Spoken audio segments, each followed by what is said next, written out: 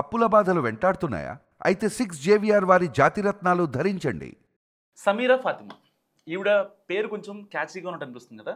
ఆవిడ చేసే పనులు కూడా ఇంకా క్యాచీగా ఉంటాయి. వీడియో స్కిప్ చేయకుండా చివరి వరకు చూడండి. ఎందుకంటే ఈవిడ దాదాపు 8 పెళ్ళిళ్ళు చేసుకుంది.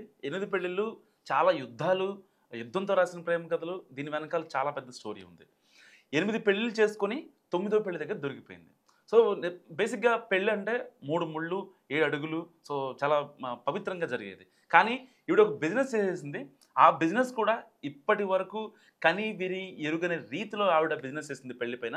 సో ఫస్ట్ ఎవరైతే బ్యాచులర్స్ లేకపోతే ఒక మంచి హై ప్రొఫైల్ మెయింటైన్ చేసే బిజినెస్ మ్యాగ్నెట్స్ వాళ్ళు ఉంటారో వాళ్ళని సోషల్ మీడియాలో ఫాలో అయ్యి వాళ్ళ ఫొటోస్ అనేవి లైక్ కొడుతుంది.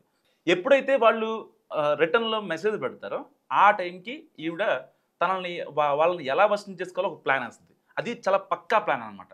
ఫస్ట్ ఏమైనా మెసేజ్ పెట్టిద్దంటే, నాకు ఒక పెళ్ళయింది, బాబున్నాడు, ఇట్లా సో అండ్ సో రీజన్స్ వల్ల నేను డివోర్స్ తీసుకున్నాను, నా గతి ఇంతే, నా బతికింతే అని చెప్పి చాలా నీట్గా మెసేజ్లు పెట్టి వాళ్ళని కన్విన్స్ చేసి తర్వాత వాళ్ళతో పెళ్ళికి ఒప్పుకుంటుంది అనమాట.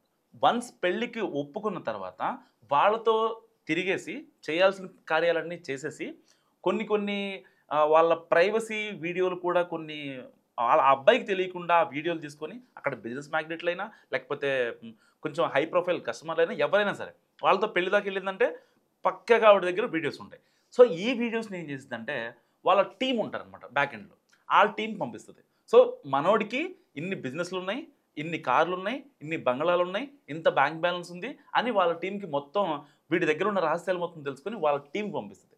వన్స్ ఆ టీము యాక్టివేట్ అవుతుంది అనమాట. ఎట్లా అంటే వాడిని ఇంకా బెదిరిస్తారు.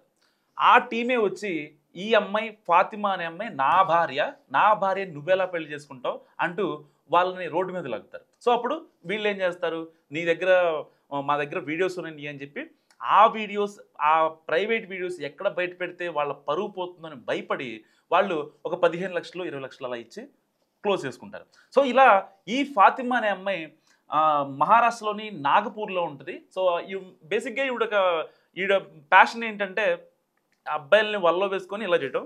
బట్ ప్రొఫెషన్ మాత్రం ఒక టీచర్. నిజంగా ఒక టీచర్ ఇలా చేసిందంటే అసలు ఎవరు ఎక్స్పెక్ట్ చేయని థింగ్ ఇది. ఎందుకంటే సభ్య సమాజం నిజంగా తలదించుకునే పరిస్థితి వాళ్ళ ఫాతిమా చేసిన పని చెప్పాలంటే. సో ఇన్ని వ్యాపారాలు చేసిన ఫాతిమా 8 పెళ్ళిళ్ళు చేసుకొని ఇప్పుడు 9వ పెళ్లి దగ్గర దొరికిపోయింది. అసలు మామూలు విషయం కాదు. దాదాపు 8 పెళ్ళిళ్ళు కూడా చాలా ట్విస్టులు ఉన్నాయి. ఫస్ట్ పెళ్ళి మాత్రమే కొంచెం బెటర్గా అయింది.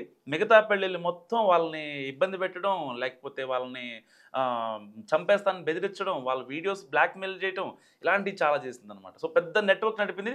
దాదాపు ఒక 15 కోట్లు ఆవిడ వెనకేసింది. ఒక టీచర్గా ఆవిడ నెలకి ఒక 20-25 వేలు సంపాదించే ఆవిడ ఎలాగైనా సరే డబ్బు చూడాలి, సో డబ్బు పంచభూతాలను శాసిస్తుంది అని ఒక సినిమా డైలాగ్ మరి నమ్మిందో ఏంటో తెలియదు, కానీ మొత్తానికైతే ఇక గట్టిగా ప్లాన్ చేసింది.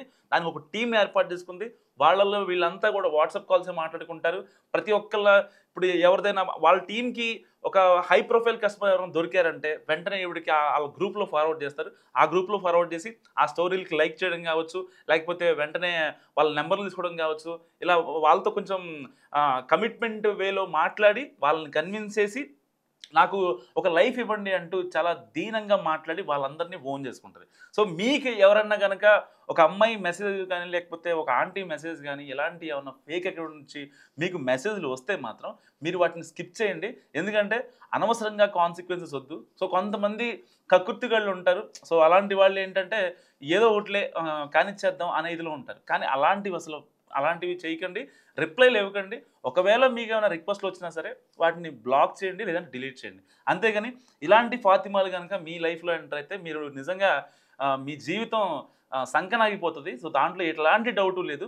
సో ఫాతిమా లాంటి వాళ్ళు మీరెవరన్నా ఇంతకుముందు ఫేస్ చేశారా? ఇలాంటి ఎక్స్పీరియన్స్ మీకు ఎప్పుడైనా అయిందా? సో మీరేమనుకుంటారా? కామెంట్ రూపంలో చెప్పండి.